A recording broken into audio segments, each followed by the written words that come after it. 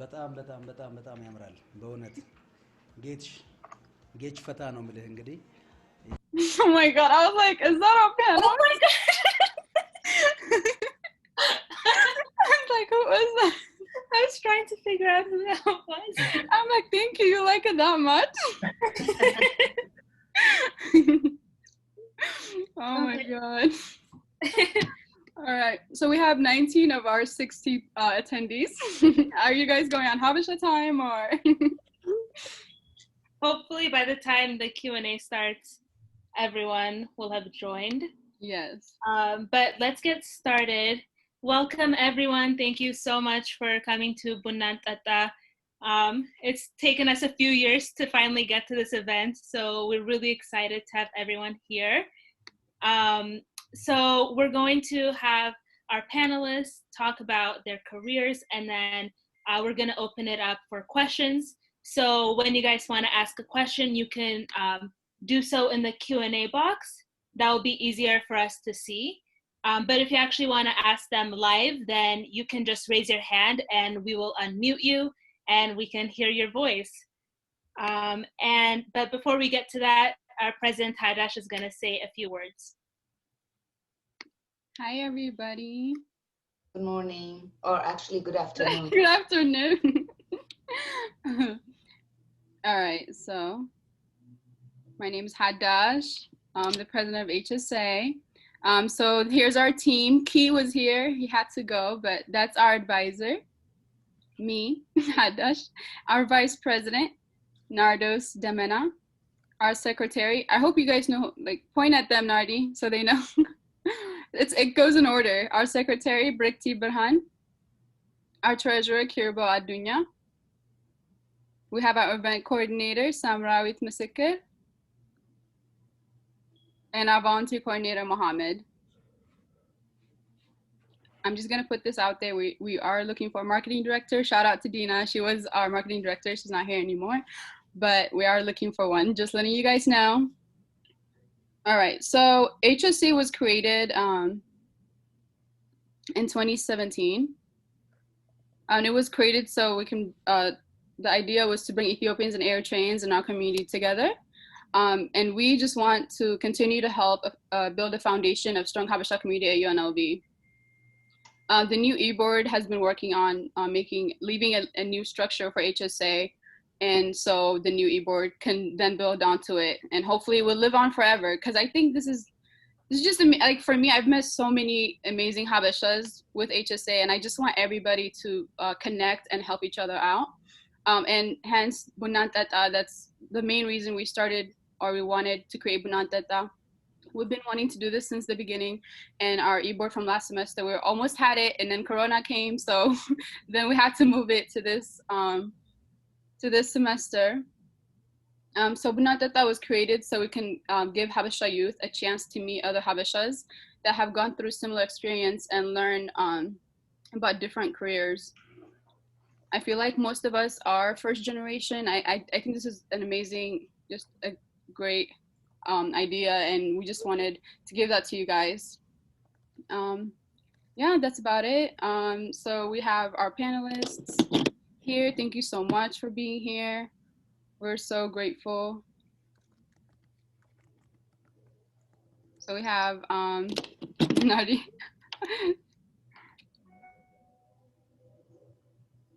We have Dr. Meski Kasa. I'm going to give them a chance to introduce themselves after.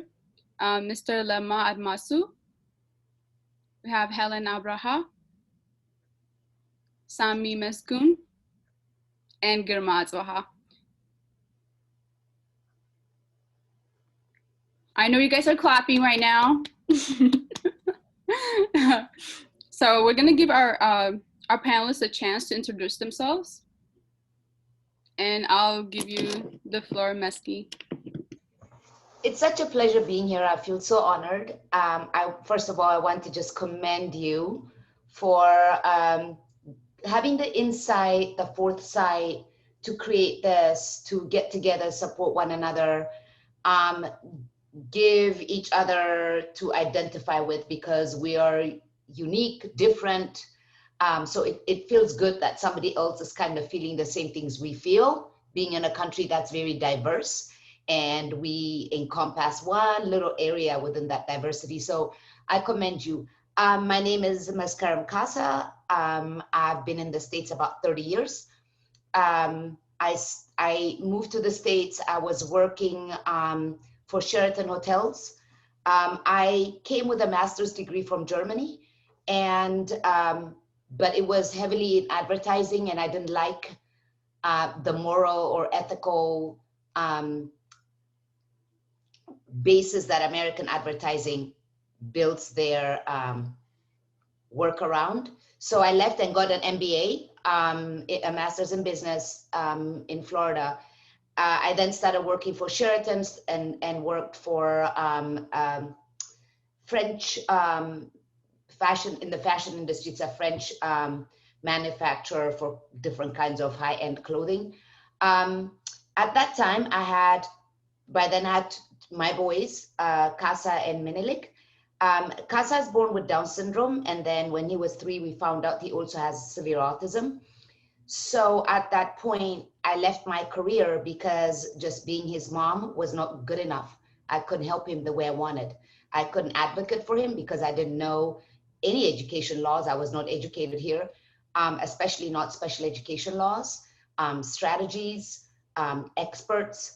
So I went back to school, got my 3rd master's in special education in LA at Cal State Northridge, and changed my career so that while I teach kids, we went through very, very horrible experiences, and I wanted to make sure, I was very angry. I wanted to become an attorney and sue every school district and every special ed teacher, but I decided to go instead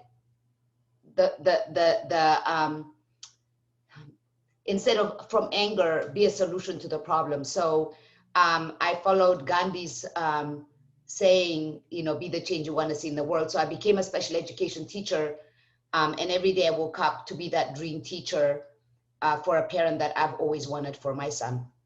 So, and then and that also worked because I could, when I'm at work, my kids are at school. When I'm off, they're off. So I was a single mother for the last 19 years. So this worked out. I became an advocate, not only for my children, but also for the children of other people. I didn't want to be an administrator, meaning a dean, principal, assistant principal, director, anything like that, because I know how much work it was until both my children graduated from high school and were leading their own lives where they don't need me as much. So I could turn my focus to helping students within the school district. So in the meantime, while they were going to high school, I went back to school and got my doctorate in education. And I have a double major. One is education leadership, the other one is autism. And then I applied, became an assistant principal. Then I became a director, and now I'm a director 3. I oversee about 9 departments for Clark County School District, which is the 5th largest school district in the country. And I supervise about 1,400 staff members. Wow, that is inspiring. We can't wait to just get to know you more throughout this Thank you. This event. So inspiring, Dr. Meski. And next, Mr. Lema is going to introduce himself. Mr. Lema Admasu. Hi, everyone. First of all, I just want to come out and say I do appreciate you inviting me to this unique and inspiring for all of us, and for our children going, moving forward. And this organization that you guys put together, and and the name itself, what the reason we got together here, the Buna Enteta, the way you guys recognize that and what it means to all Ethiopians and people who went through, came from Ethiopia as a kids, going to the neighbors and calling out Nubunatatu and all that kind of stuff. that brings a lot of um, a lot of kids that's in our souls, in us. So I do appreciate that. So when I come back to myself, my name is Lama Adamasu, and as a career, I work in the aviation industry. I'm a technician over at Southwest Airlines, but my journey begins back in Ethiopia with Ethiopian Airlines, where I was trained. Worked for 5 years from 1993 to 1998, which time myself and my wife got a chance to come to the United States through the DV lottery, which we are so grateful to be here today with all of you, and getting a chance to share our experiences and our journey here. So coming back to the United States, um, as as a first generation American here, there's a lot of things that we had to go through. Dr. Muskie went over it for the most part in her experience, which touches each and every one of us. But here we are. Now we're inspired by you youngsters coming up with all these um, ideas that brings the family, the community together, and and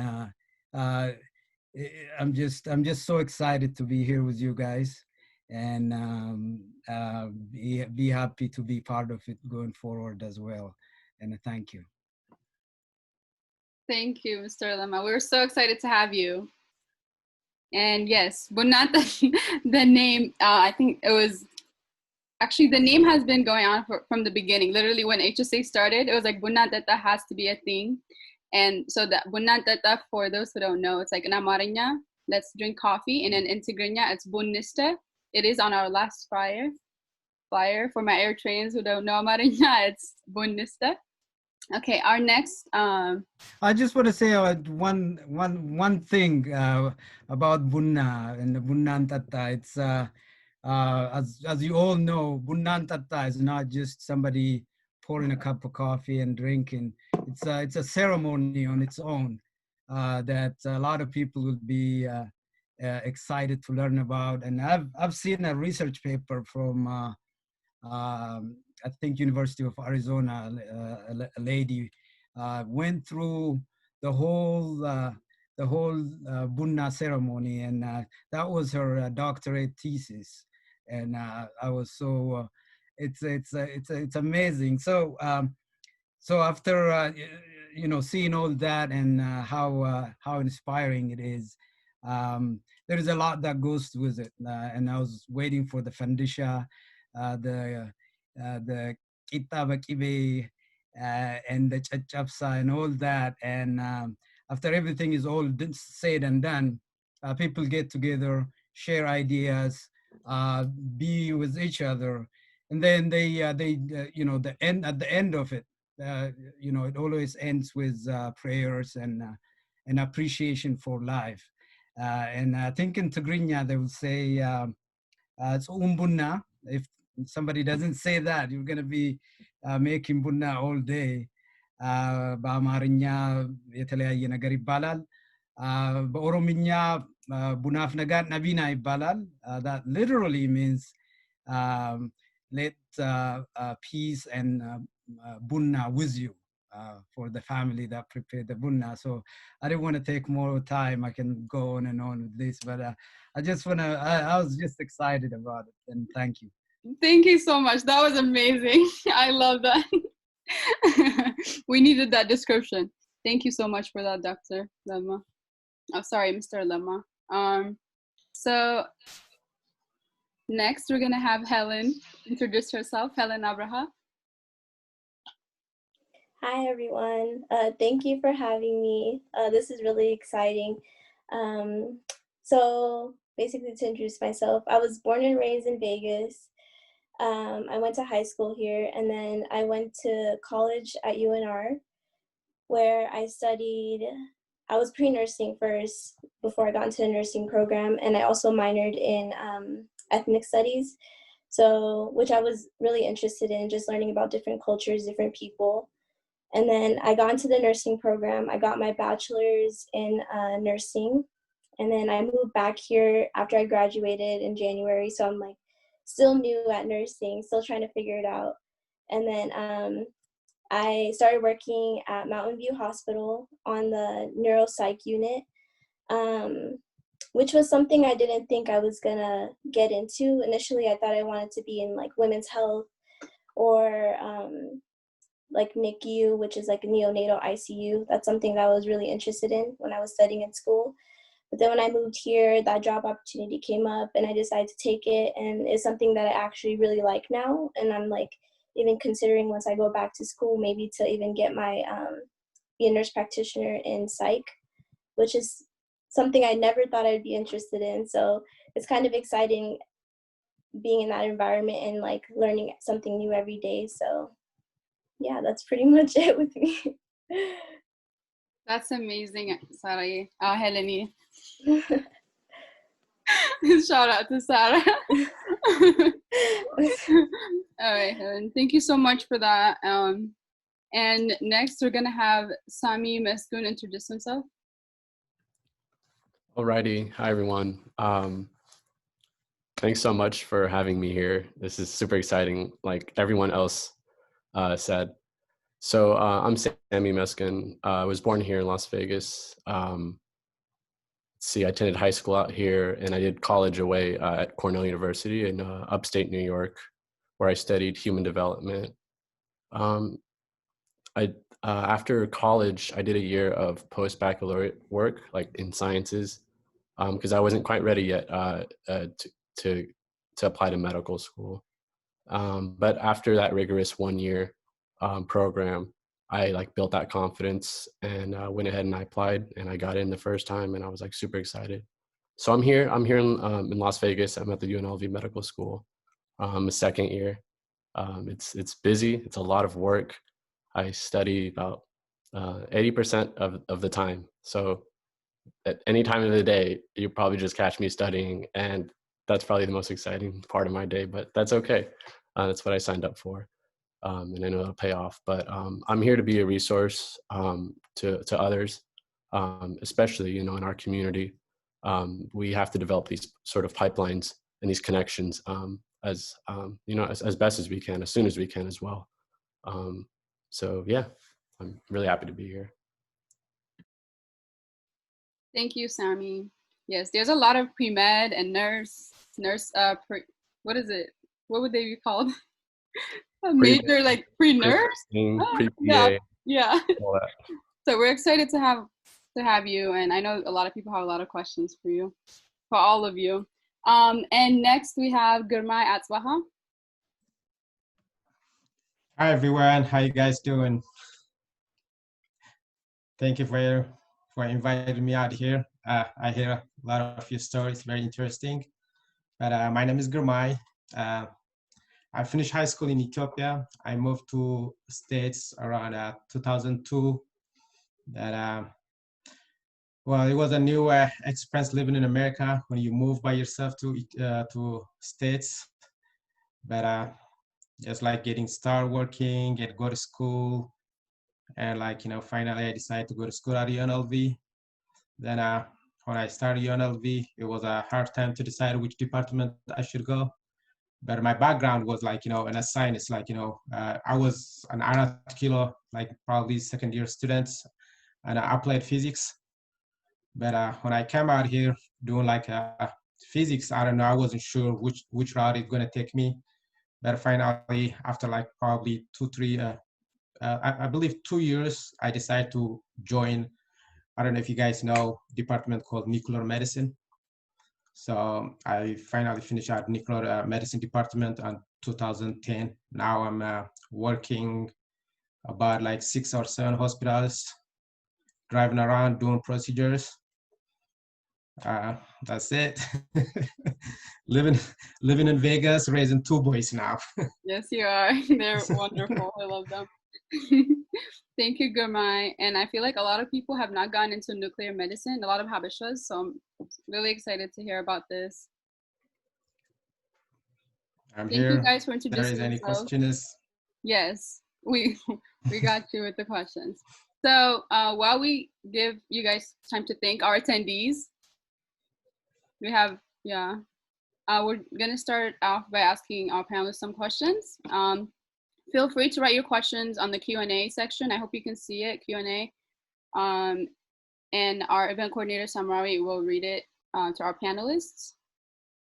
And if you want to raise your hand, just raise your hand. There's a button that says, I think our event coordinator explained it in the beginning, but it says raise your hand. Just raise your hand on there next to your name, and we'll unmute you and you can ask your question. All right. So I'm going to start off with, what is your typical work or school day like? And Meski, I'm going to let you start it off again.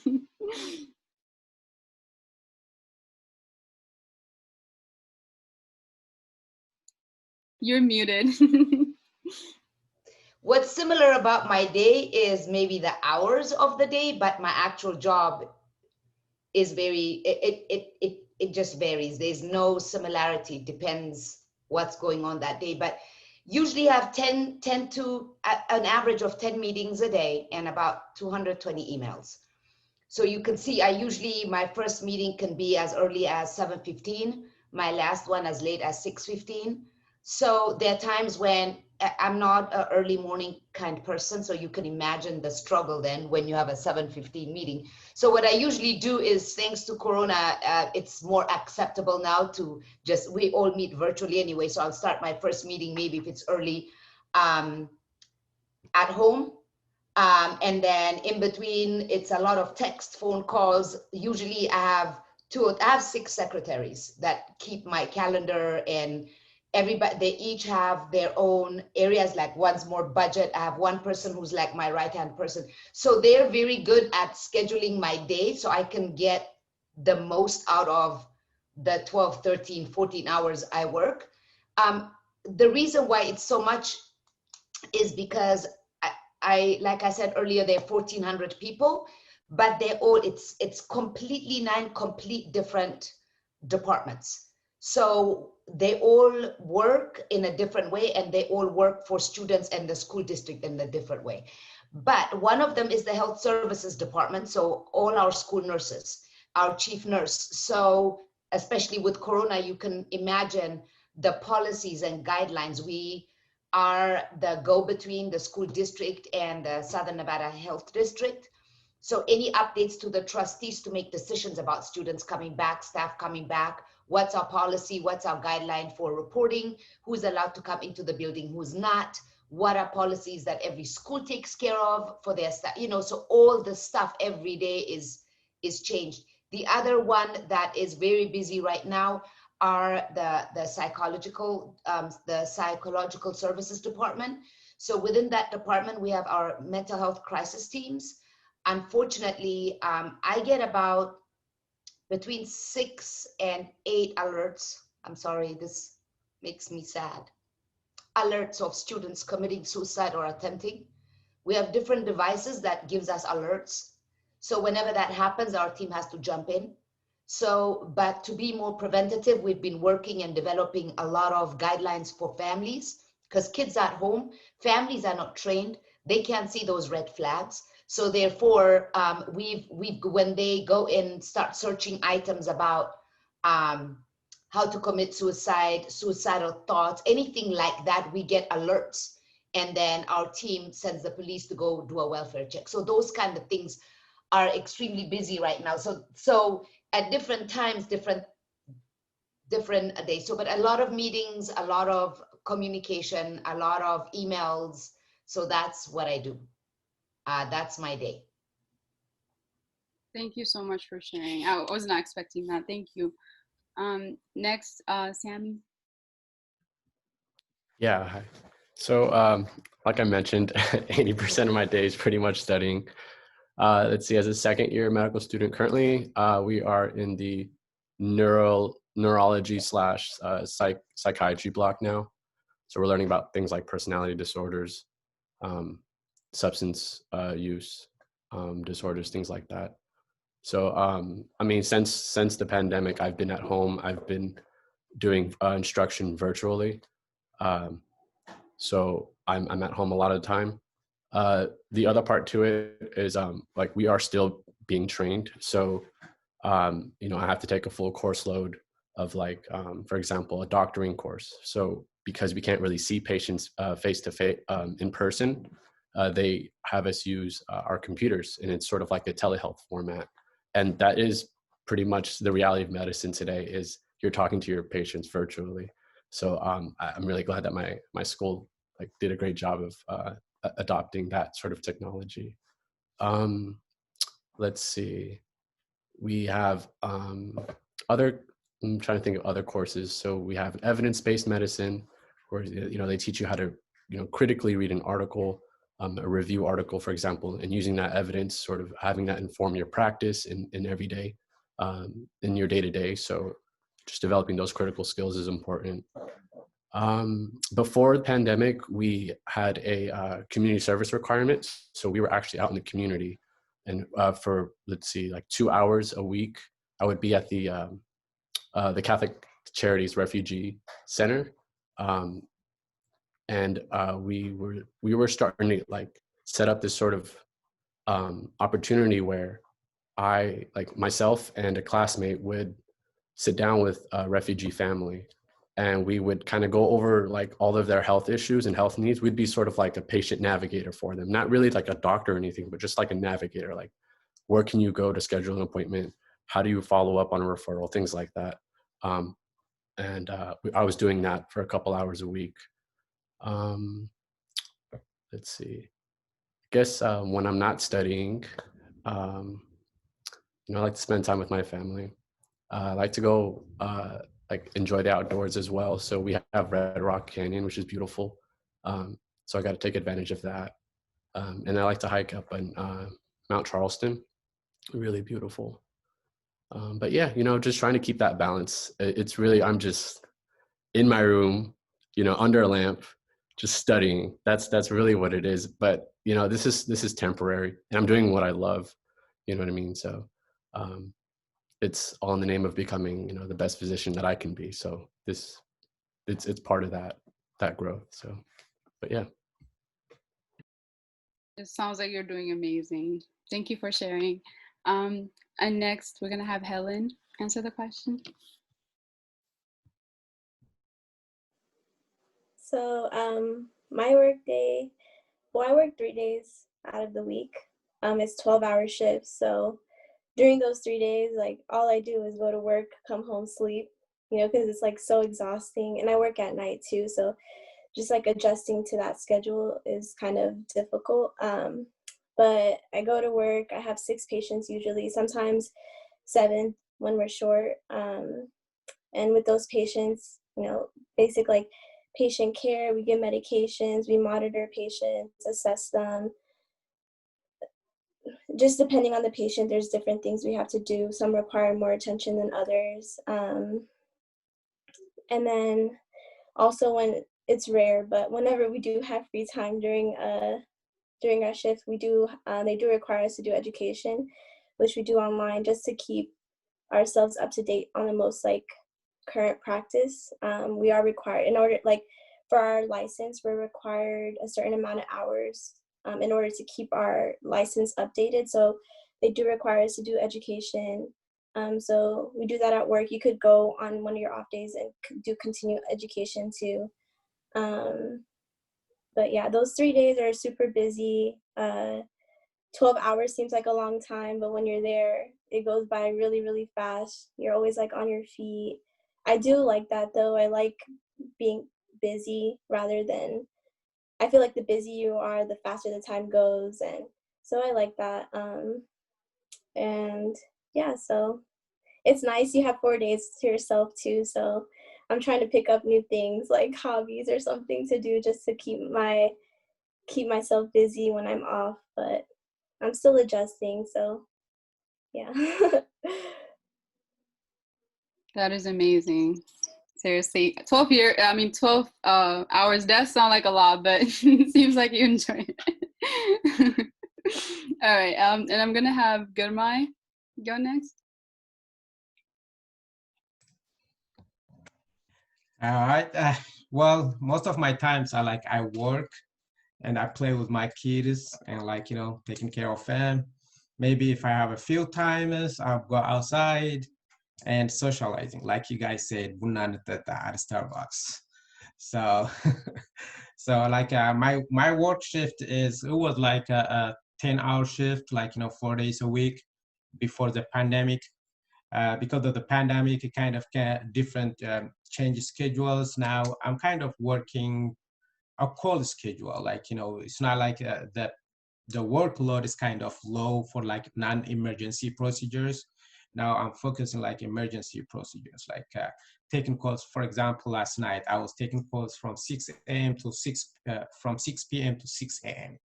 So kind of like the pandemic, even though like it keeps me at the house, but when I get cold, I would drive around for 7 or 8 hospitals. So it doesn't stop me to go outside driving around. So yeah, it's like 12 hours call shift. And if they call you, you would go and do procedures. If not, you just stay at home, but you don't sleep. You're just looking for your phones in case you don't miss any phone calls.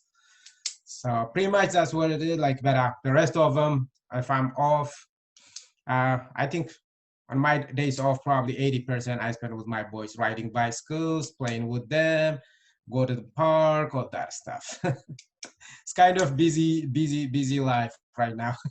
I don't have no time to myself.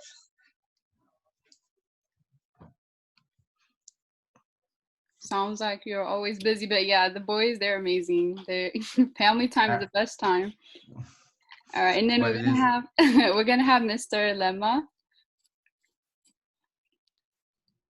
Oh, thank you for giving me the chance. Well, listening to your panelists here, what amazing things that they're doing and performing their duties and helping out people. But listening to them, they all have patients, they all have people to take care of. But as an aviation career person, my patients are airplanes. I fix airplanes. They do get sick most of the time, but we got to make sure they're healthy enough for people who fly them and pay our wages, and make sure they're in tip-top shape for the most part. Right now I work night shift, 10-hour shift, so probably be assigned 2-3 patients of my own to work through the nights, making sure they're properly inspected. They'll be ready for the morning flight. Sometimes when we work during the day, they do have problems throughout the day. So calls will come at any time, at any given moment. And that could be airplane having problem up in the air, trying to be on the ground safely. We should be helping them and giving them guidance, what to do, where to go, and making sure we have somebody help ready on upon arrival to make sure that airplane is the problems will be solved. So as a career technician, our trainings and keeping up with the technologies that are being implemented in this new airplanes that are coming up. It does keep us busy. It does keep us excited. It's a very very exciting for me. I'm sure for a lot of people um, as a career. Um, that that that being said, I've been blessed to be all over the place in the United States, to work on airplanes, solving problems and things like that, and even uh, helping new companies to run their maintenance programs and things like that. And my day, I probably don't get the 200 emails that Dr. Muskie would be getting, but we do get busy. Coming back to myself, I have two kids, uh, two daughters. They're teenagers now. One is in high school, the other one is in um, middle school right now. We do go out, have fun, and like the hiking around the town. Sami, if you have time and you want to join us, you're more than welcome, and we'll get together and hike it away. All right. I would love And to. that's pretty much what we do. How we spend our time. We do love family getting together and being there for each other. Uh, like Buna Enteta, you guys are making us a family of yours. So I can't say enough about your program here. So that's just about it as far as my career go. I would like to um, uh, do different things. I'm still taking some classes and stuff just to keep up and hopefully in the future um, do other things when the time is right. And that's all I have. And any questions, I'll be happy to answer for you. Thank you so much, Mr. Lama. That was amazing. I'm actually going to open it up to the audience to ask the questions. You can either ask it on the Q&A section, or we can unmute you and you can ask the question as well. I'll let our event coordinator ask the question. So we have a few questions in our Q&A box. So I'll just go in the order we received them. The first question is for Mr. Girmay Azbaha. I'm sorry if I'm saying it wrong, but the question is, how is the competition like to get into the nuclear medicine program during your college years? Okay, thank you. Well, back in the days on my college time, the competition to get into nuclear medicine, it was kind of very high competition. So it just they focus on a lot of science things like, physics, chemistry, and biology results. So it's very, very high competitive. It was like, I don't know, on my time, I believe there was 125 applicants, but they only take 20 students for an interview, and out of 20 students, they select 12 students for the program. So yes, I would say it is high competitive. I don't know about now. But back then it was high competitive department. But like saying that, it doesn't mean it's like, it's hard to get in.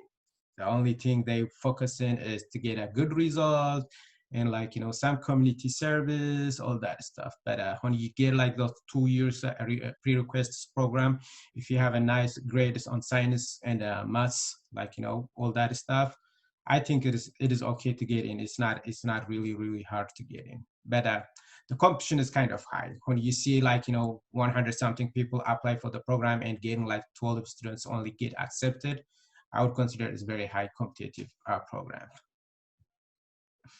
Thank you for answering. And I forgot to mention that the question is from Fanil. So thank you, Fanil, for asking our very first question at Buna Enteta. And if you're thinking about applying, good luck. We wish you the best. So our second question is from Meron Teferra. And the question is for Sami and Helen. Considering that African Americans are underrepresented in health professions, what is it like being an African American in the health field? Sam, you can start. I guess I'll go first. It's disheartening, but also motivating at the same time. Disheartening in the sense that, you know, I think part of being in, you know, a profession is developing your sense of belonging in that field.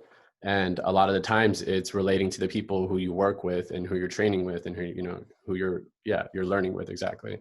So in that sense, I'm one of 2 Black people in my class of 60, and we're the third class so far at the school. And it, I mean, doesn't get really any better. There aren't that many of us. It's a problem nationwide.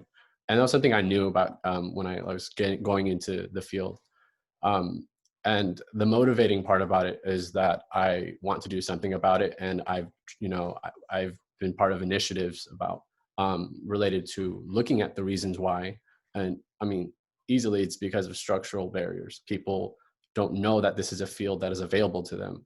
They don't have the resources to say do well in class, or don't have mentors or people who can guide them through the process. It's a systemic issue nonetheless.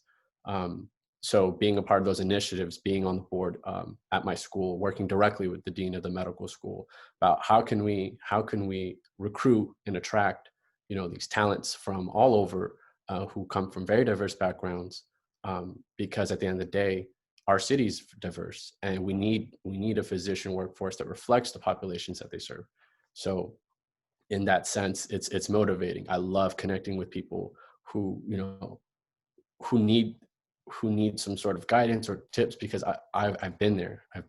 And I've gone through it. And so there's nothing rewarding than to give back and then see people succeed. So lift as you climb, really. Wow, thank you for that answer. Helen, did you want to share? So like Sammy, I was one of 2 Black people in my nursing class. There were 64 of us. And in my school in general, UNR was like not diverse at all. I think the African American student population was like 3%. And that's including like athletes and all that. So we had a very small minority population at UNR. So that's part of the reason why I chose to take ethnic studies as my minor, because with ethnic studies, I got to learn like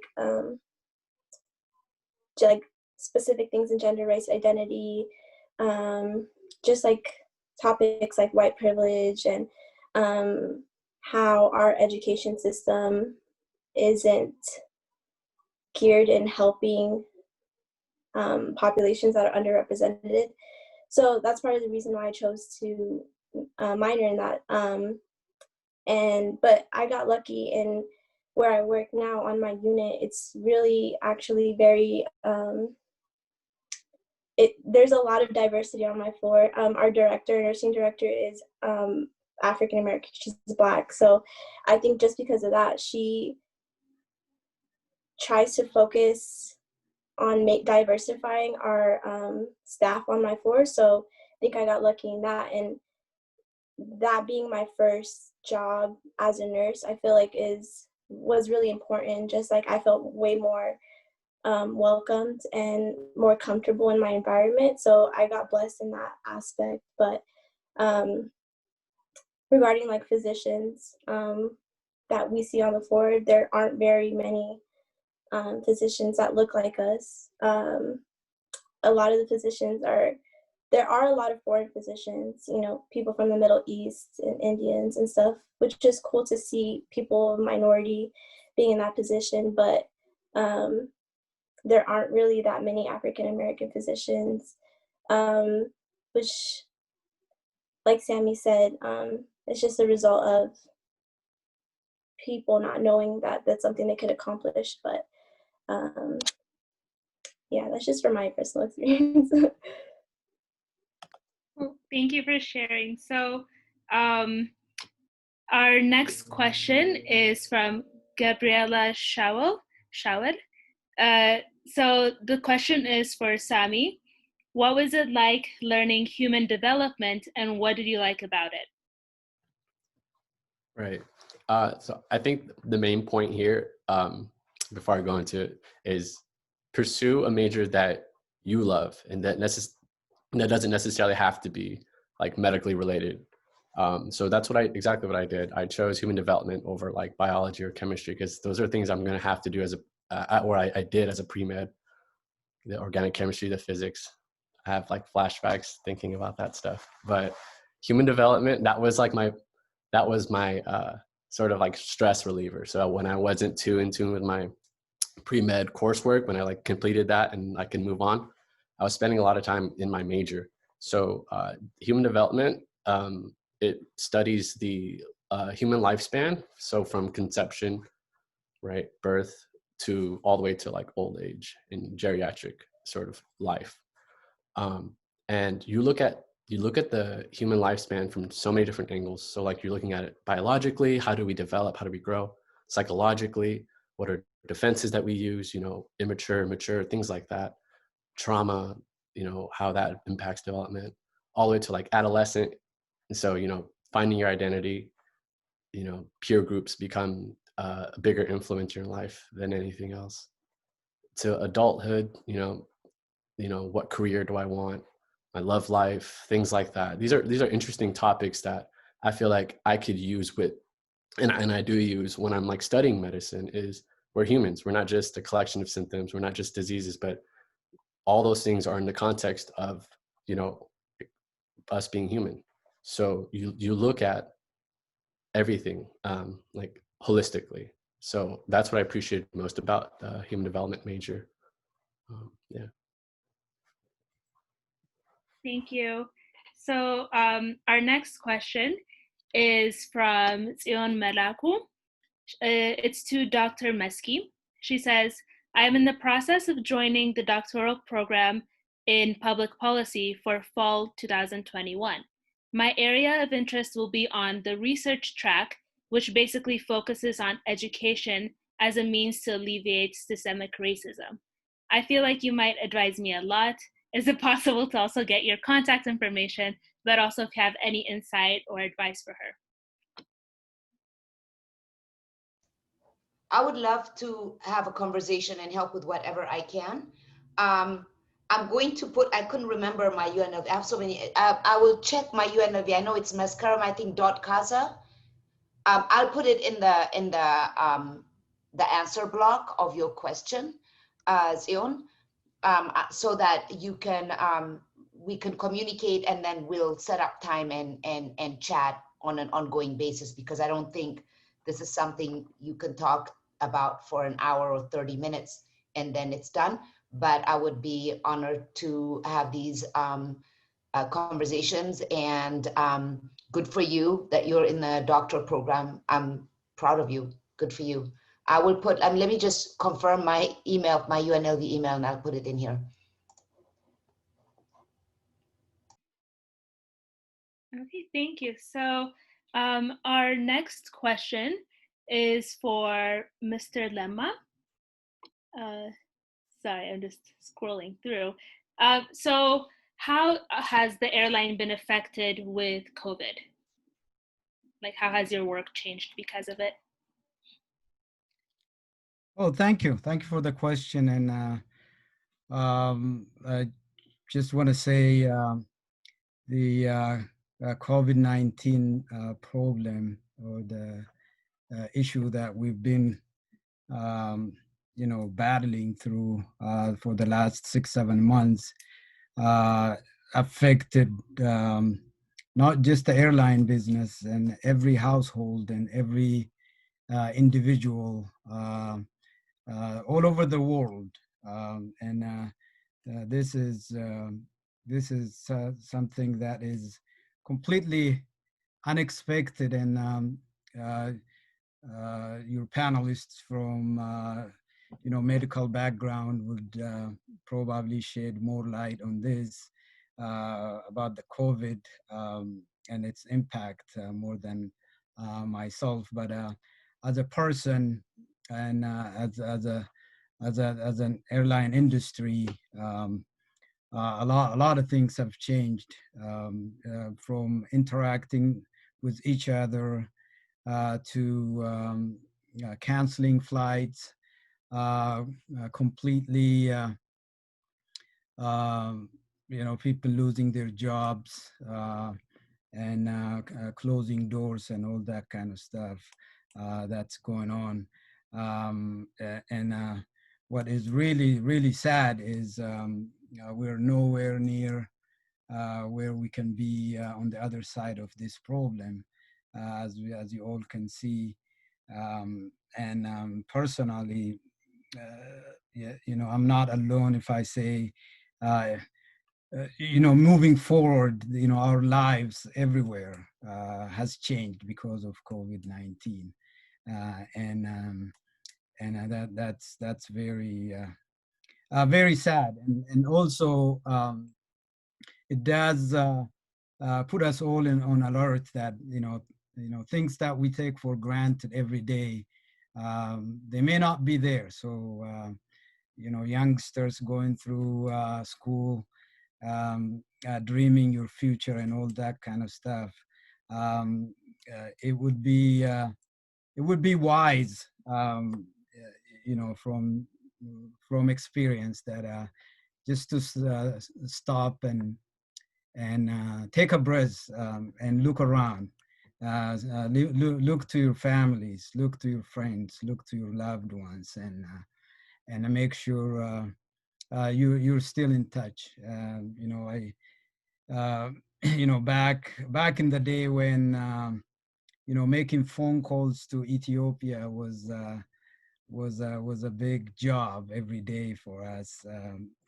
Nowadays, you can I can keep, pick my my cell phone and call my dad, in the wilderness of Ethiopia, and I'll be able to talk to him, no problem. But I just want to say, dreamers, and as you go through your educations and dreaming your life, stop and think and have fun with it, and things might be short.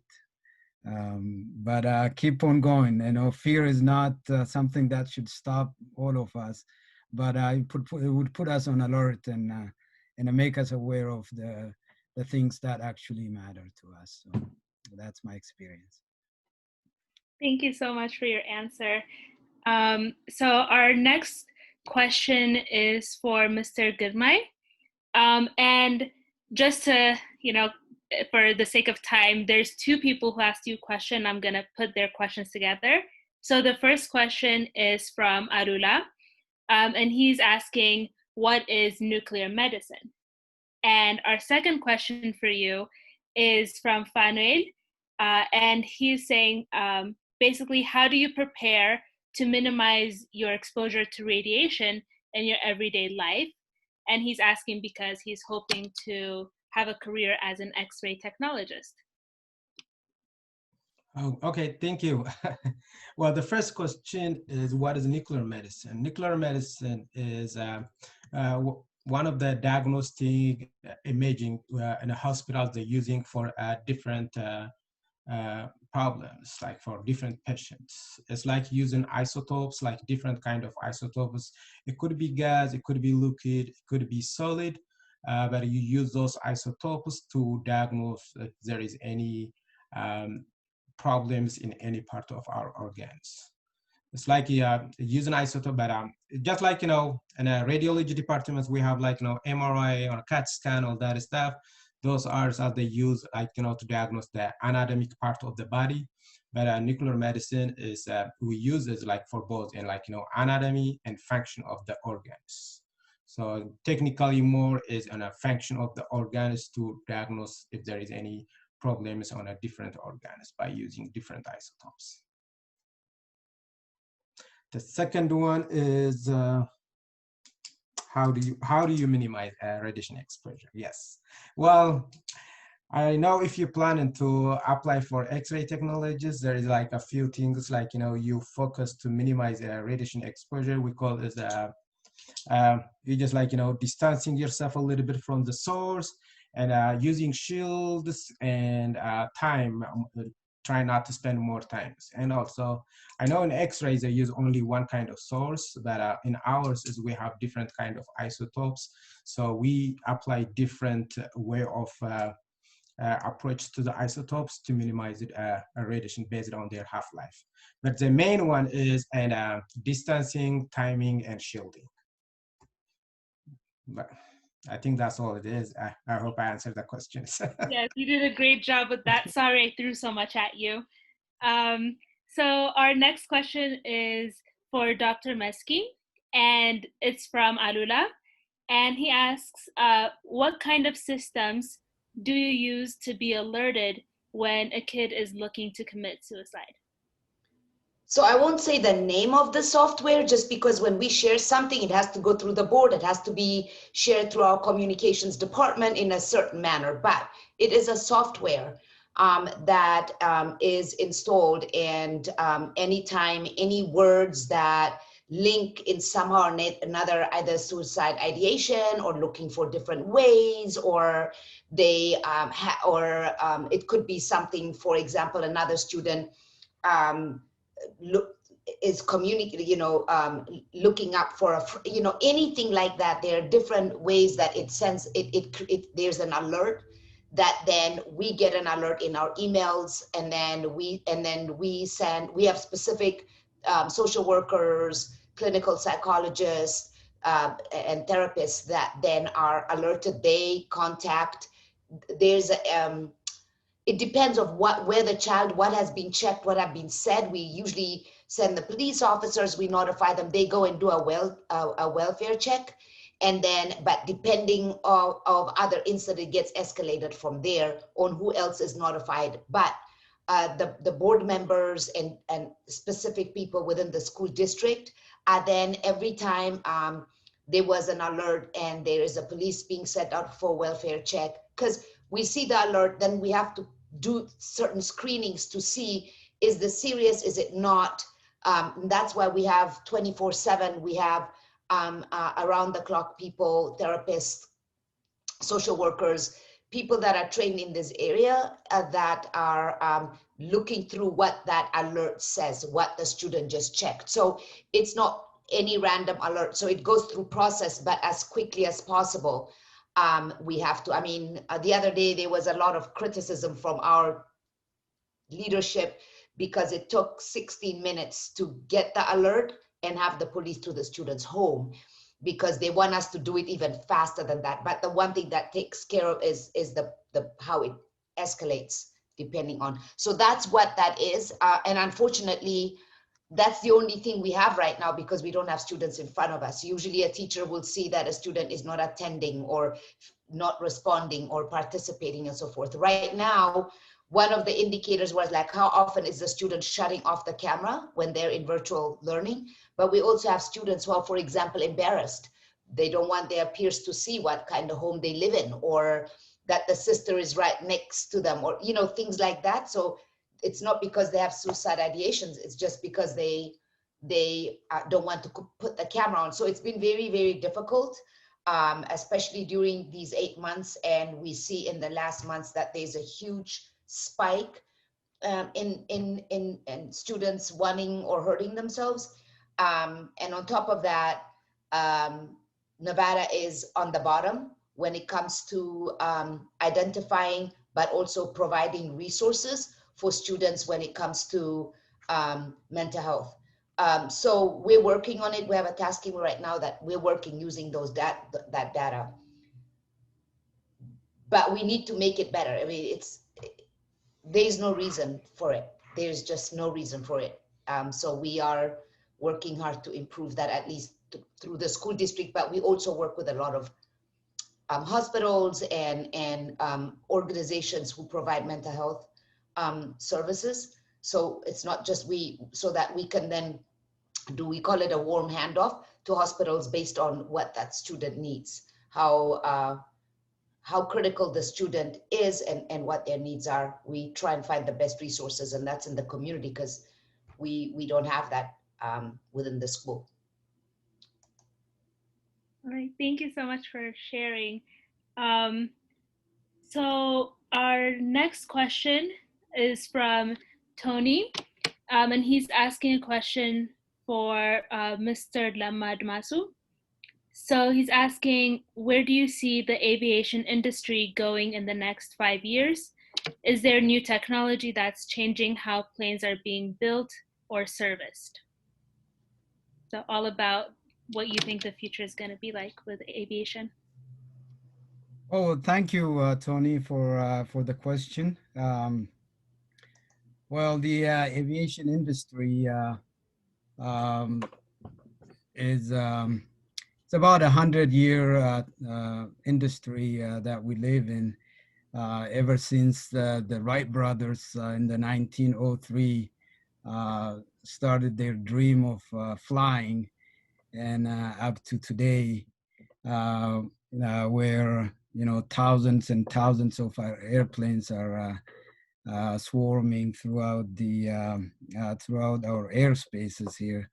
Um, and it didn't start where it is right now. So the technologies are improving. So as far as the industry is going, for the most part, the airlines that we used to see, we used to enjoy back in the days that are, named, different things. They're combining, they're merging together. As you can see, there are a lot of airlines that are not in existence right now because of the way the economy is, the way the market is going. So in the next 5 years, what I see is, the number of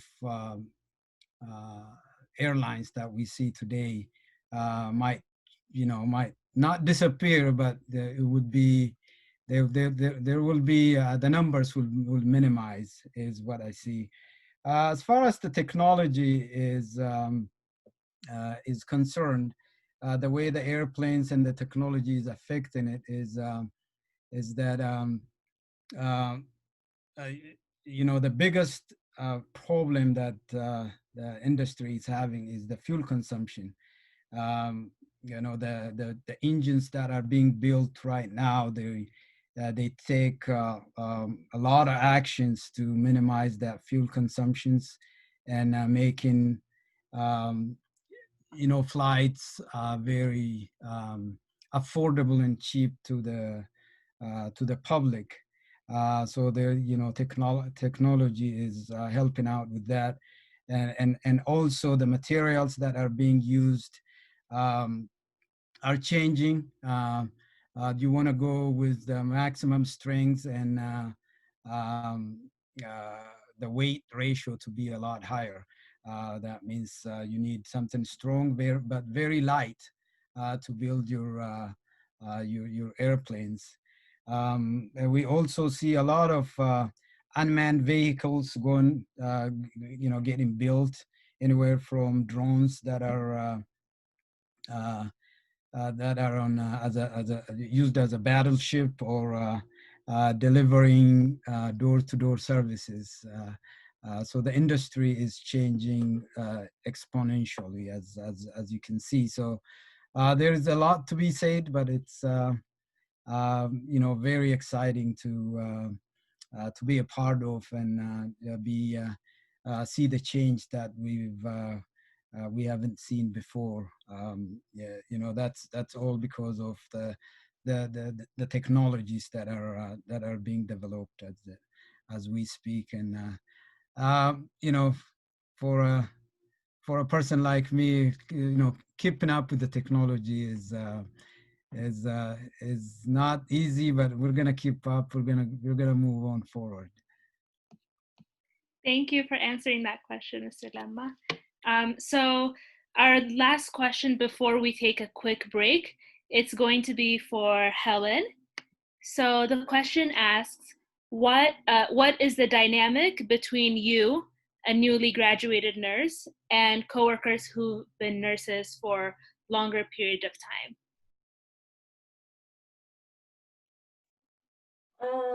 So I guess before there used to be like this culture in nursing. It was kind of like like they would say like older nurses would eat their young.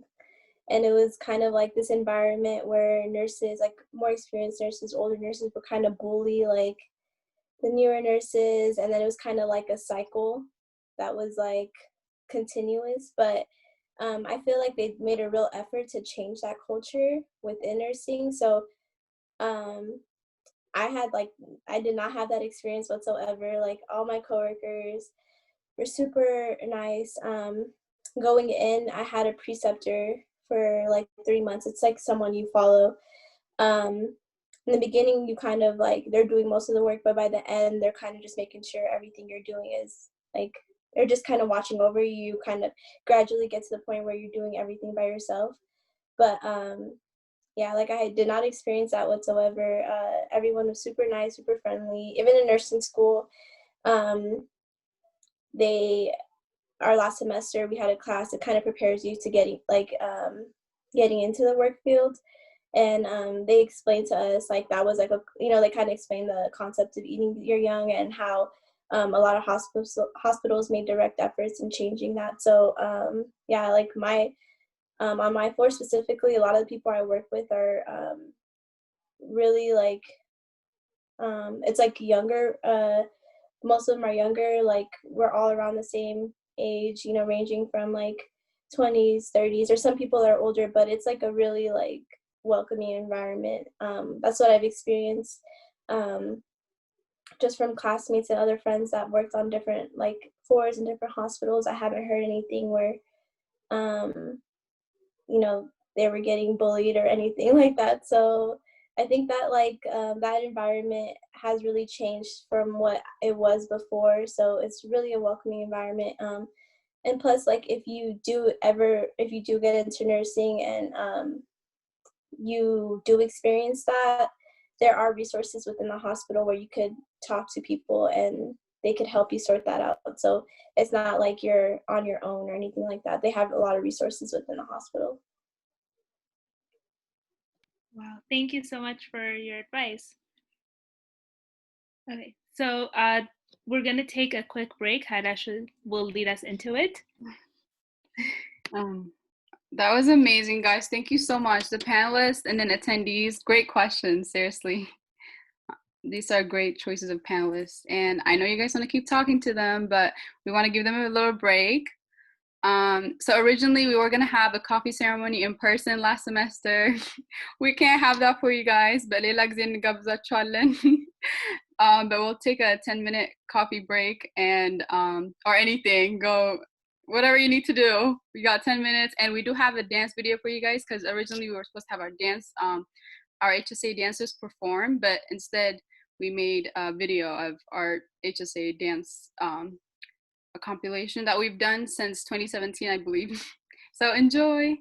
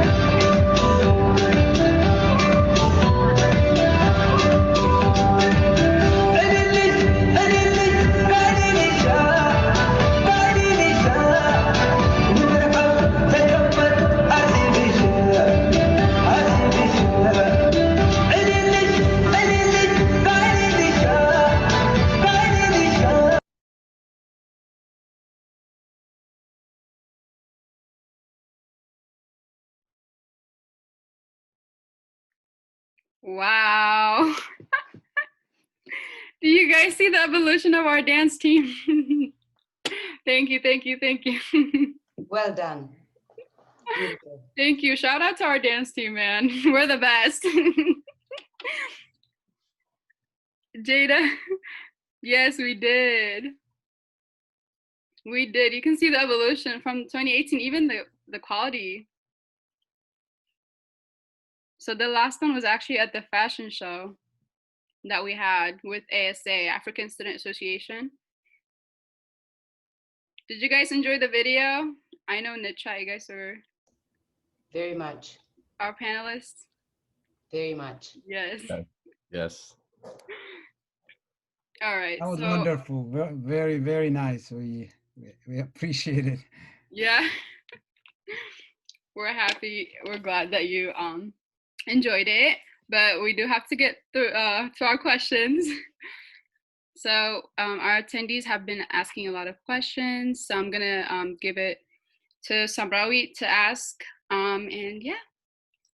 Okay, so let's get right back to it. First question is for Dr. Meski. The question is from Arula. He says, thank you so much. Pertaining to police brutality, even to mental health or like mental illness patients, is there a conversation in your organization to avoid sending the police, but only trained professionals? Alula, first of all, that is an amazing question. Really smart. I love it. So one thing that I want to make sure I explain is this procedure was developed and put in place during distance learning because of COVID. Usually when we have students in front of us, we have the staff at the school, we follow up procedures within the school and our professionals in mental health support, who provide mental health support. And then if we feel that there's additional steps needed, we communicate and do a warm handoff to our community mental health providers. It's a great question, why the police? Unfortunately, because again, of the pandemic, we're not able to, our staff is not allowed to go to students' homes because one, we can't make them because they have to feel safe. And based on our union contracts and so forth, we can't force them to go and endanger themselves in getting, because we don't know what the home is like. That's the reason. But the police do have that. They go to people's homes, and that's why they go. And basically what they do is a welfare check. They just want to make sure the student is okay. They ask if they need any additional help, and they provide them with resources, who to call, who they can contact virtually, and so forth. That is, and so it's not a matter of procedure that we usually have in place. This is just something we have now during distance learning because we can't see the student face to face. Does that answer your question, Alula?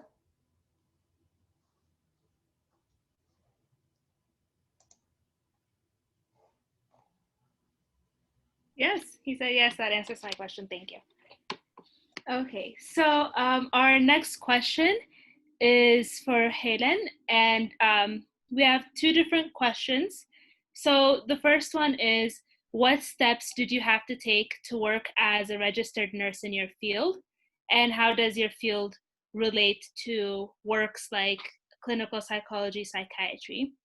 And then the second question is, do you have any advice on how to get through nursing school, seeing as though the program is accelerated? Did you ever feel overwhelmed? And speaking of overwhelmed, if this was too much, feel free to ask me and I'll repeat any of the questions. Okay, I pulled it up so I could see it too. It's just easier. So regarding the first questions, what steps did I take to become a registered nurse? Well, first you have to get your, well, you could get your associate's degree, so you could go places like CSN, but a lot of places are now moving toward, moving past associates and going, hiring mostly bachelors. Like my hospital only hires bachelors. So the first step is getting your degree. And into getting to nursing school, there's different things you have to, different schools require different things. My school, they specifically look for your prereqs and like your grade point average. And also you had to take an entrance exam to get into the nursing school, and also an interview. So once you do that, you get into nursing school, and then you graduate. And then once you graduate, you have your degree, but you're not licensed to work. So you have to take a test called the NCLEX. And after you take that, you get a license to work in Nevada. And every state has a different license. So if you move to a different state, you don't have to retake the test, but you have to apply for a new license. So you can't just move somewhere and work as a nurse. Let's see. And then how does my field relate to works like clinical psychology and psychiatry? Well, in the hospital, you do work with different like interdisciplinary teams. So one of them being psychiatrists, especially on my unit. I work on a neuropsych unit, so we work side by side with psychiatrists, just because we deal with patients that have different like psychological problems, or they might have like an acute problem like suicide ideation or something. Like they could be on a legal hold, so we work hand in hand with psychiatrists. So, and you study those things also in nursing school. And then the second question, do you have advice on how to get through nursing school, seeing it's accelerated and doesn't get overwhelming? It is really accelerated. Most programs are around 16 months, just in nursing school. That doesn't include your prereqs. So all in all, it should be around like 4 years, but nursing school itself is about 16 months. So it is very accelerated. You go through the whole summer. So it's a 4 semester program, but you do it in a year and a half. And you do take a lot of classes. It is really overwhelming, but it's not impossible. One thing that I experienced going to nursing school, a lot of people were like, this is going to be the hardest thing you do. You're not going to have time to do anything else. It's going to be your life for 16 months. Like you won't be able to do anything besides school, but it's not true. It's just how you manage your time. And I kind of wish someone was there to tell me that, because I was kind of overwhelmed from just hearing what other people were saying. And it was just stressing me out more than actually school. So that's just my advice. Like, it's possible. A lot of people do it. It's just how you manage your time. As long as you have time management and you have the dedication to finish your work, then it's possible. I don't want anyone to be discouraged. And yeah. Thank you so much, Helen. So our next question is actually for all of our panelists. The question is from Zion Melaku. She says, the number of Habesha population who join higher institution is very low comparing with the number of Habesha residents we have in Vegas. From your experiences, what do you advise to the Habesha community in Las Vegas towards extending their education? So, Mr. Dirmay, you can answer first.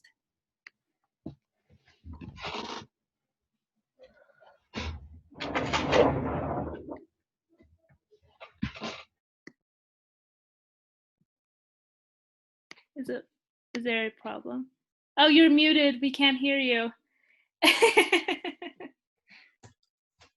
All right, thank you for the question. Sorry about that.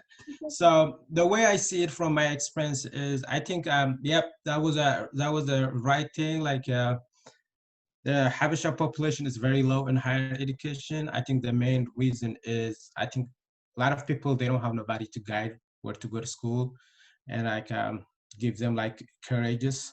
I think in my time, probably at UNLV, probably we were like 6 or 7 Habeshas. We don't even like, we work, we go to school, we work, we go to school. We don't have no chance which department we choose, where we go most of my friends, they stop schooling, I think, because of like, someone to guide them which department they go.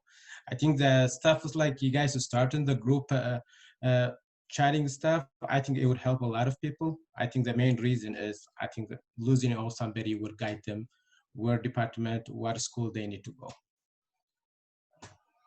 Thank you. Yeah, we're really trying to like host events like this to help people get information about different careers. So I agree with you. Thank you. So next, Mr. Lama, you can answer. Thank you. Thank you for the question. It is an ongoing problem. Our friend here, Gurmai, hit the nail on the head. Really, with what the problem is, guidance is a big issue. But looking at the backgrounds that we,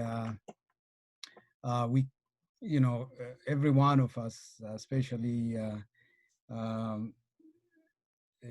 People who come directly from Ethiopia and start their life here in the United States. I really applaud them for being brave and for enduring all these issues that are going on. But guidance towards education and bettering themselves. We should do a lot more than that is available right now. I think the inherent problems that we see is the life that we left behind when we come here, families that we have to support, things that we always look back. We always look towards where we come from, and we want to manage two lives between here and there. But if we manage our lives first, we can even do better and help more people at that point. Programs that you guys are doing right now to help out bring awareness to these issues, I think it would help going forward. And I think we should do more of this kind of awareness programs to not just here and everywhere. There are so many churches here in Las Vegas. There are so many mahabars that people get together and have a lot of things to be done. But for the most part, people talk about business. People talk about other stuff, what they're planning on doing when they go back to Ethiopia. But other than probably their kids, we don't see a lot of self-improvement or going to the higher education. So we need to do more awareness programs like this one in our community.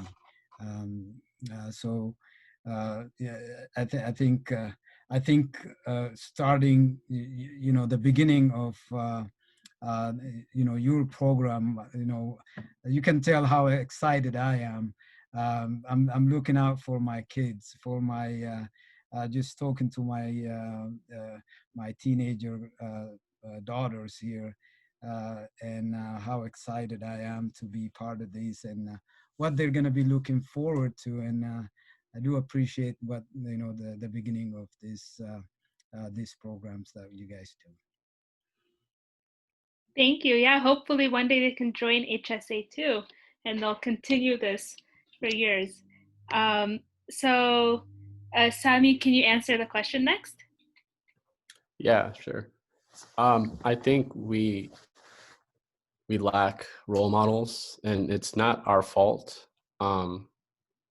Just given the history of like how our people came to the United States and stuff like that, many are looking for just a way to find a living, right? And just grind like that, and that's okay if that's what they want to do. You know what I mean? Other times, I think is we need more role models. We need more mentors. We need people in the institutions already to reach out to their community. And this is the kind of thing that we're talking about. Like, this is the kind of thing, is getting together as an organization and just planning, like, should we host more events? You know, should we have these people available at these events? Do they necessarily have to be like a panel? No, it could be something fun, right? And because I believe that the best way to get to know someone is informally, you know? So other than that, though, I think it takes leading by example and a consciousness from the people already in the place of position, like of power, or, you know, in the institution, to reach back. Because I'm sure all of us would agree that, you know, our life would have been a lot easier if we had mentors from birth. If we had mentors from birth, we'd know exactly how to get to the path that we wanted, that we have eventually found, right? But just think about that, like having someone who's already done that come back and tell you how to do it, you know? So I think there's power in that, in mentorship. Thank you. Yes. So Dr. Meski, can you answer next? Sure. So I'll piggyback on what Sami and Mr. Lemma and Mr. Garmai said, but I think there is a step before that, because, and I think that's a crucial step. What does higher education mean? What are the benefits of it? So, because without having that as a goal, what's the motivation? So I feel that a lot of times young people equate education, especially in the United States, where it costs so much money, and like, for example, Europe, do I want to invest my time, energy, and money into this? What kind of money can I get out of this, right? How much money am I going to make? To me, and this is the advice I gave to my children or my students, is education is not about making money. Education is about having opportunities and options and critical thinking that you develop through it all. How do you look at information around you? How do you process that information to then make a critical, well thought out decision for your life? So education is a lifelong benefit, not just because now you learned this, therefore you become that, but the process of being educated itself, what kind of advantages does that give you as a human being, right? So I can tell you, because I left Ethiopia when I was 12. In 1976, my father worked for Ethiopian Airlines. He was the technical director for Ethiopian Airlines. We moved to Kenya. I was in the German school in Ethiopia and then in Kenya. Very different.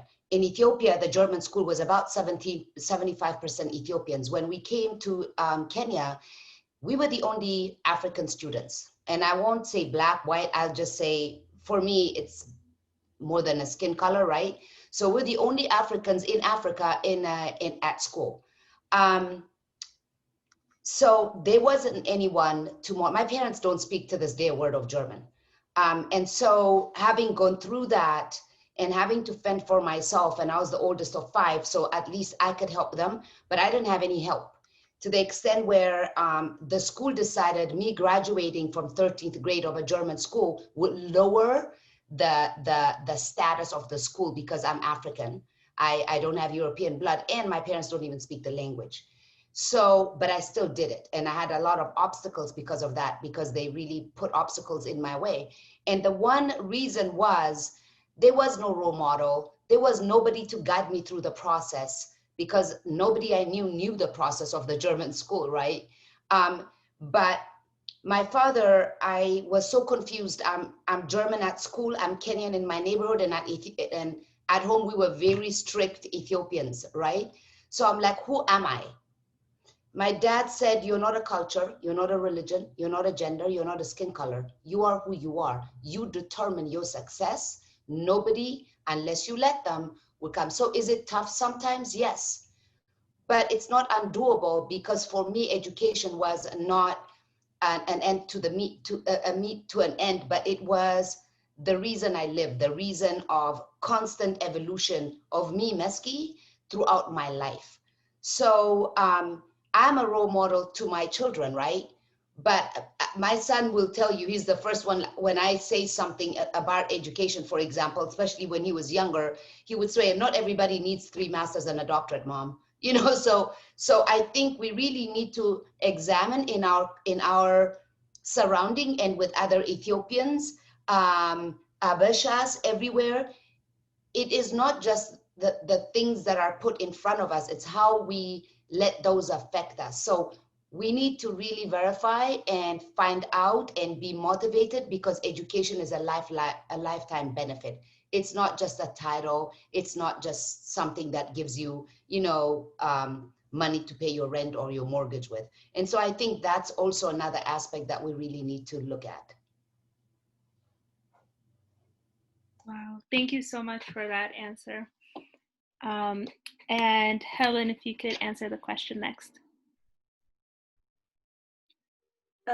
I completely agree with everyone, everything they were saying. And also, I feel like being in Vegas is kind of a disadvantage as well, because in Vegas, it's one of the only places where people don't really need an education, or they can make a pretty substantial living off of working from the casino. So I feel like that's kind of a disadvantage, because when we come from like families that don't make that much money, and you kind of struggle to make ends meet,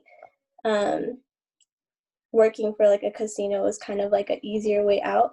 And I'm not like talking down on people that do that, because people have to do what they have to do to like survive. But I feel like specifically in Vegas, that's kind of a disadvantage we face, and that's probably a big reason why there aren't as many Habeshas in higher education compared to probably other states. I don't really know statistic wise, but I feel like other places there are more Habeshas that go to school and are more educated than here. So I just feel like that's like a big reason as to why there isn't as many Habeshas in higher education here. Thank you for answering. And so our last question, Hadesh is gonna take the reins and she'll let you guys know what it is. So we gave everyone a chance to ask questions on social media.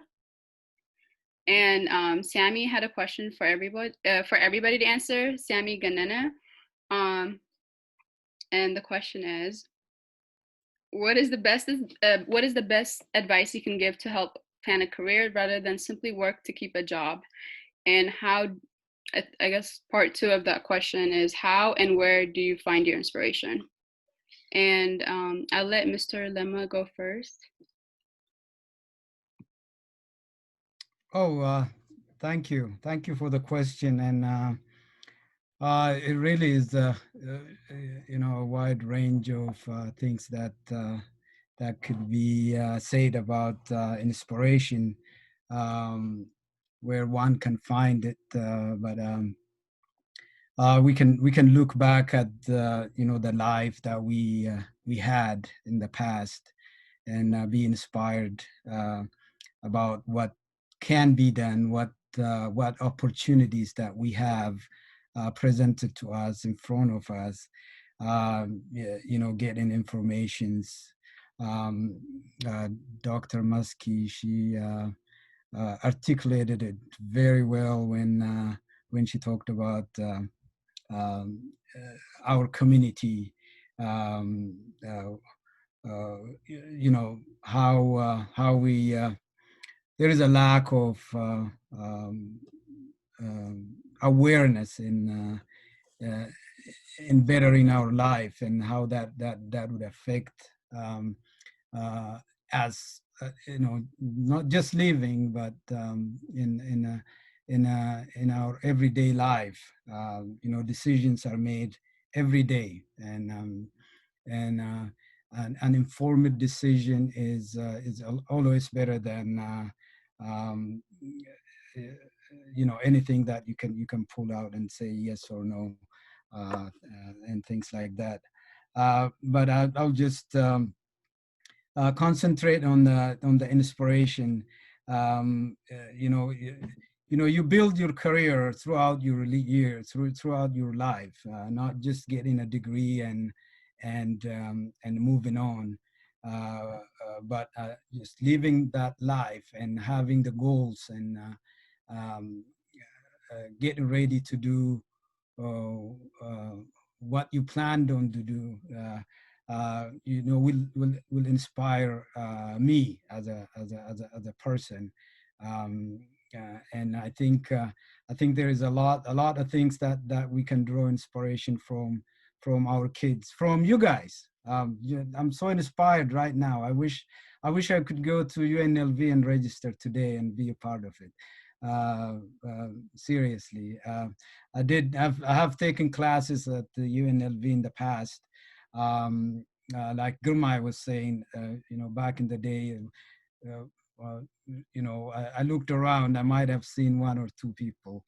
You're lucky enough to see six, but that was back in the day. So, inspiration you can draw from a lot of things. So just look around. We came all the way here. All of us have our own stories to tell, but we came all the way here to better our lives ourselves, and education and bettering our understanding of things should be a priority, and we can draw inspiration from all of that. That was amazing. Thank you. And thank you for complimenting HSA. All right. I'm gonna give Gurmai a chance to answer as well. Okay, thank you. So, an inspiration, yes. What makes me to go to school is there was a, growing up is all I know is going to school. That's what I was told. Go to school, better your life. But I don't know what school to go. I don't know what it needs to be done. But I know a few things growing up. Growing up is I know in a few of my schools I'm good at. So I was like thinking, okay, to make my life easier, I'll go through these departments, this. So finishing up high school, join at a back home called Arat Kilo University. So I was planning to finish like electrical engineering. So unfortunately, at that time, I was expressing on something in my life, on my family. So I was expressing hospital visiting. My mom was sick. So at that time, I see people, they work at a hospital, they're like how important they are. Like, how like those are the people, they change my inspiration. Those are the people, they change my mind. Instead of doing like this electrical engineering or civil engineering, I'd rather go to medical field or like do helping other people. So at that time, I didn't even stay more than 6 months. I get a chance to move out here. Then I completely shift my department to join a medical school. Like, I feel like, those people, they work at a hospital, nursing, technologists, doctors, when I sit on a sick paper, see them, they are very, very important people. Those are my inspirations to make me go to medical fields. That is amazing and inspiring, Gurmai. Thank you so much. Meski? So the first question about planning your career, you have to do something you absolutely love. My friends who are in the private world, including my sisters, for example, are just in shock how little I make compared to what I do, because they feel that, oh my gosh, if you were in the private sector, you can't even imagine. So do what you love, because then you don't need you wake up every morning motivated. I've been doing this now for over 21 years, and I love special education. I love helping students. I love education. So do something you're good at, do something that you like, and then it becomes a fulfillment of a dream and not a job to pay your rent. So I always say the money I make is the icing on the cake. But truly why I get up every morning is because I'm excited about another day.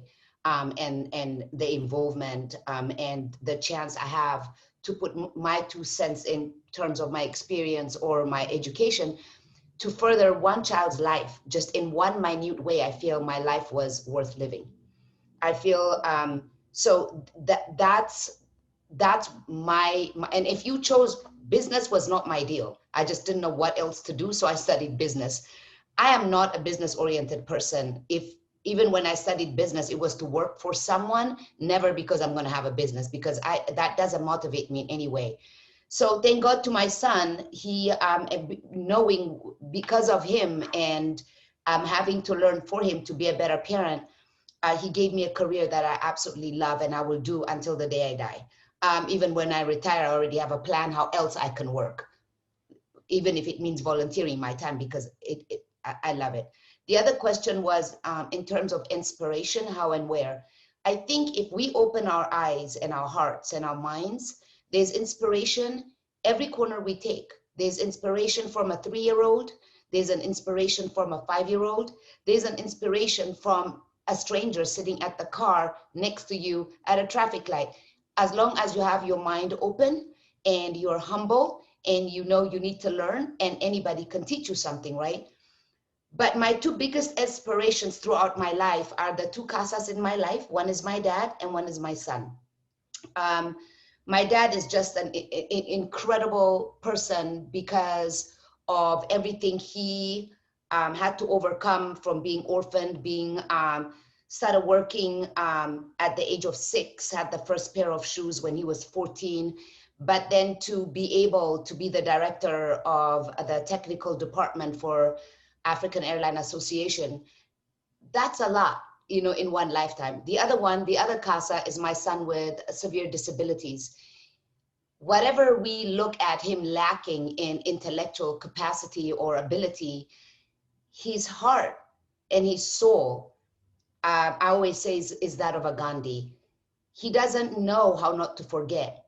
He was raped when he was 9 years old in school, and his birthday was 3 months later, and he wanted me to invite the rapist. And I said, why? He said, because everybody's so mad at him, Mama. He teaches me every day. I know that's not the way we would have reacted, right? But that's how he lives his life. He is happy. He can listen to the same favorite song 15 times a day, every day for 2 years, and every time it plays, it's like he's hearing it for the first time all over again. So I have to say that my son with disabilities has been my biggest inspiration.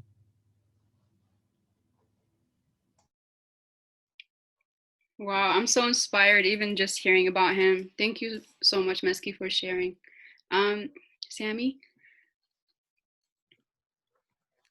Yeah, I think, well, personally for me, what's worked is being reflective of just everything that, you know, goes on in my life. I think self-reflection can be a powerful tool in terms of, you know, understanding, okay, what is it that I have a passion for? How did, you know, this sort of experience, you know, make me feel? What did I think about, you know, you know, having gone through that? Like, what does it make me want to do? Does it make me want to change things? And so just reflecting that to myself. I mean, you know, like I said, I come from a family of immigrants, just, you know, the history of that, and having to serve, you know, because I'm the oldest in my family, or oldest child in my family. And so with that comes a lot of responsibility, like going to doctor visits with your parents and things like that. And so I've like developed this sort of sense, I've been like sensitive basically to like how hard it is for someone who's like, you know, not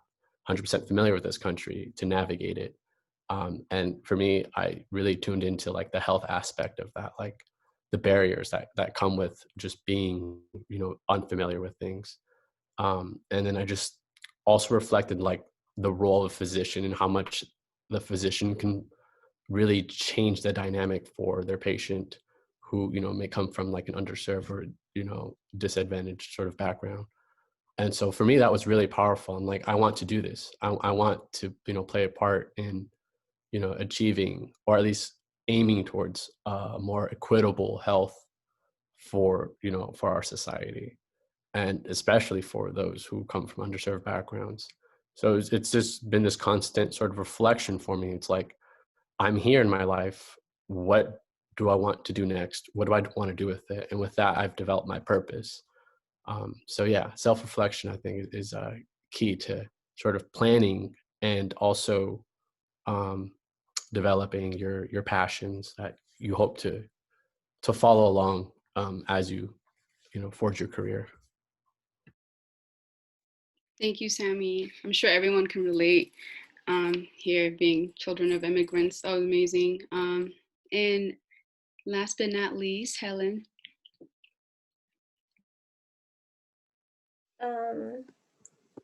Kind of like what Muskie said, I feel like finding something that you're passionate about and finding something that you love to do every day is super important. Because if you're not enjoying what you're doing and you're not happy going to work every day, you're going to be miserable. So like finding something that fulfills you, something that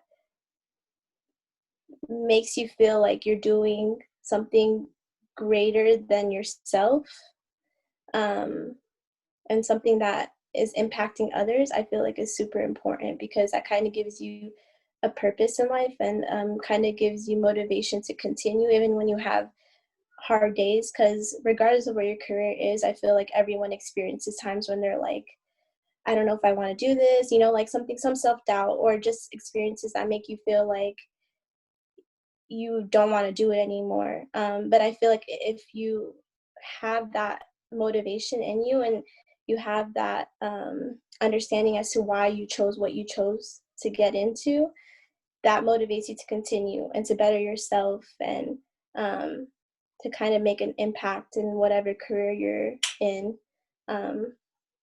As far as, I think the second question was it about who inspires you? Yeah, how and where did you find your inspiration? I feel like my inspiration specifically came from my parents, just because watching them, I feel like as many of us seen, like our parents struggle just to make ends meet, and just watching them be in something like a career or a job where they don't want to be in, but they're doing it because they have to, kind of inspired me to find something that I want to do, somewhere I can make an impact and something I enjoy. So I'm not doing it just to like work, if that makes sense, to kind of enjoy life in like my career. So that was kind of my inspiration. I love that. And your parents are amazing. Now it's 3. I had no idea. Honestly, I can talk to you guys all day, but we do have to close it off. And I'm gonna give it to my Vice President, Nardos de Mena, to close it off. Thank you, Hadash. I would just like to say thank you, everyone, especially our panelists, for just giving your heartfelt messages. Like, I really appreciate it, especially Dr. Casa. Thank you so much.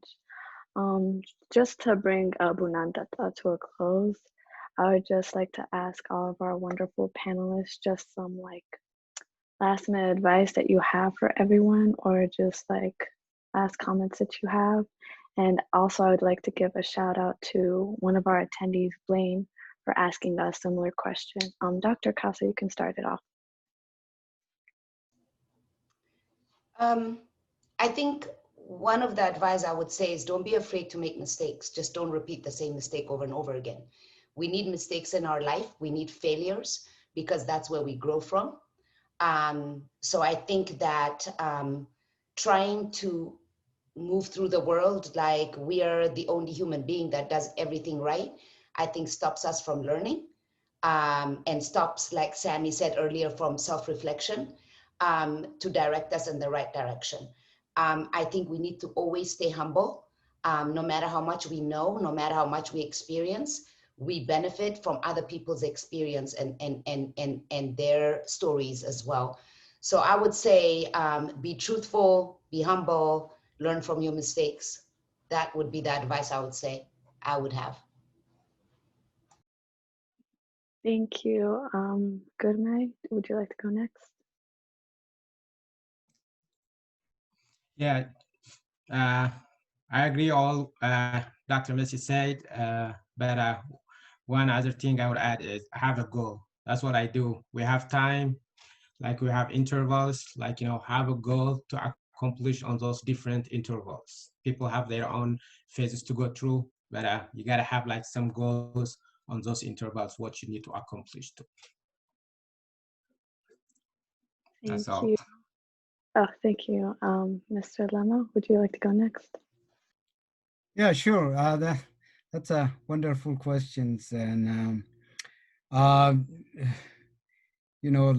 life teaches us a lot of things, and uh, by showing humility, uh, we can learn a lot from um, the things that we go through, the struggles that we face, the hurdles that are put in front of us. Um, going through school, going through our jobs, trying to better ourselves. There's a lot of things that we have to overcome, but don't be afraid. Fear, should be there. It will be a check and balance for us, but yeah, it shouldn't be an obstacle that will stop you from doing what you dream on, and also believe in yourself. Really, if you believe in yourself and uh, work at it, it might take a little bit longer to get to where you want to be, but you will be there, and don't quit. And that's what I have. Thank you so much. You always give great responses. Helen, would you like to go next? My advice is kind of what Gurmai said. Have a goal. I think it's most important, because if you have a goal that's set, then you kind of know what you want. You know what your end result is going to be. And also don't let anyone discourage you. Yeah, it's going to be hard. Yeah, there's going to be obstacles, but as long as you have that goal and you know what you want, just do everything you can to accomplish it and meet that goal. Great advice. Thank you, Helen. Sammy, would you like to go next? Yeah, my advice would be is to keep reminding yourself that you are on your own timeline, and that I know it's easy to compare yourself and where you're at like with others, but it doesn't benefit you at all, and it only creates more stress for yourself. So with that, it'll be discouraging when you keep thinking about how much time it'll take you to get to where you want to be, but the time will pass anyway. It will pass anyway. So it's up to you to sort of determine what you're going to do with that time, right? And so, yeah, being comfortable with that, I think, would be the biggest thing. All right. Thank you so much, Sammy. Now I would just like to share my screen. This is just all of our panelists' contact information. So if you'd like to contact any of our panelists, like Dr. Casa, you can reach her at her email. Same for Mr. Admasu, Helen, Gurmai, and Sammy. So I'll just give you a second to take a picture of that.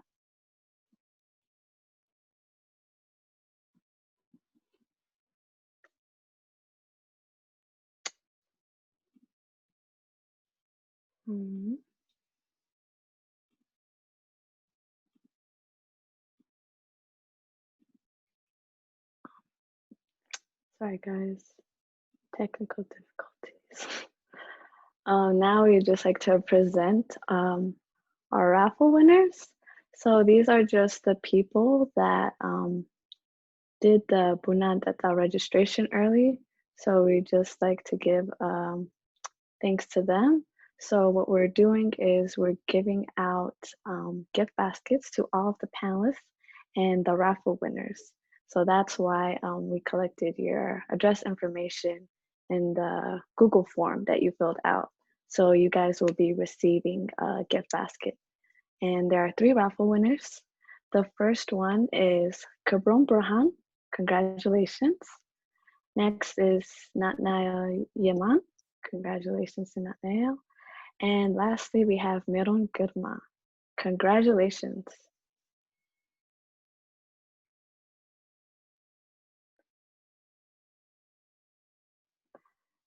This slide is just our HSA social media information. So these are the QR codes, so you guys don't have to like look it up. The one right here in red is for YouTube. You can follow us there, subscribe to our channel. The green one is for Facebook. And finally, the most important one is for Instagram, the purple one at the very top right. And that's just where we like have all of our information and stuff like that. So we'll keep you guys updated on any other events that we'll be having in the year.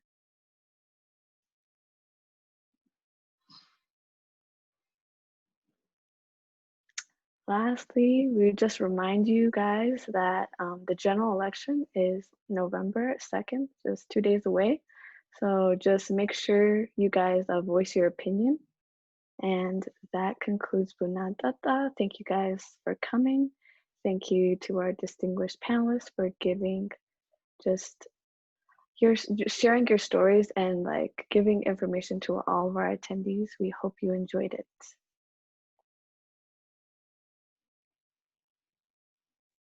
Yes, thank you, everybody. This is Thank you it. for having me. Have a great day. Oh, thank you, Meski. Thank you so much. I hope this Thank you, is guys. Thank you. okay. Yeah, have a great day. Bye. We're Bye-bye. gonna contact you guys. This won't be the last time. You guys are I'm all here. amazing. We'll be We're all here. Thank you. Yep. Bye. Thank you. Bye, you guys. Thank you guys for the attendees. Thank you guys so much.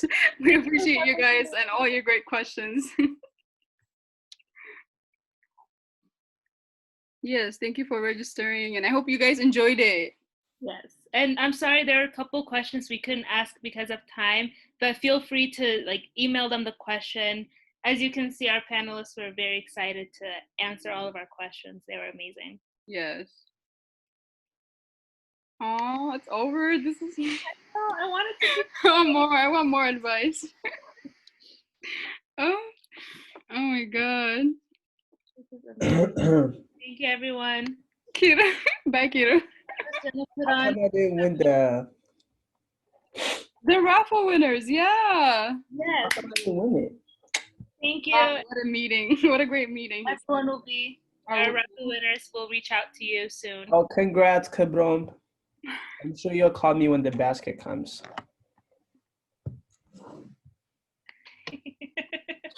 So okay.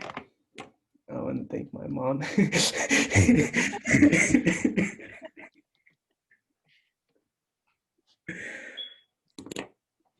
I'm sure he's talking about this too. Wait, oh yeah, where's our music? Yeah. Shut